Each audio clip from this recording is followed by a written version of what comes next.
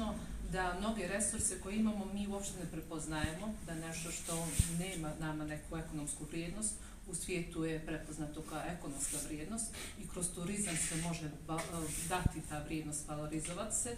Tako da mislim kad uđete malo kroz ovaj kurs i uđete u sve ove module, vidjet ćete jedne jako pozitivne primjere iz okruženja, pogotovo ja lično moram izdvojiti jedan koji smo vidjeli ja i koleginica. To je baš ostrvo Siros gdje je stara fabrika za tekstilnu industriju pretvorena u restoran i sačuvani su svi elementi te fabrike i napravljen je pravi autentičan muzej.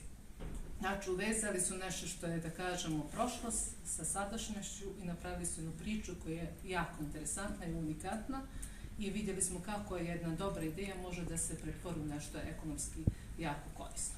Ovako, za početak, kao što vidite ovdje imamo link, to je web adresu, ja ću, evo, koleginica već ušla, pretpostavljam da ćete se pitati kako ćete doći do te web adrese. Na našem sajtu, to je sajtu naše škole, kao i na Facebook stranici, svi ovi materijali će biti prisutni, tako da ćete moći da dođete do svih informacija.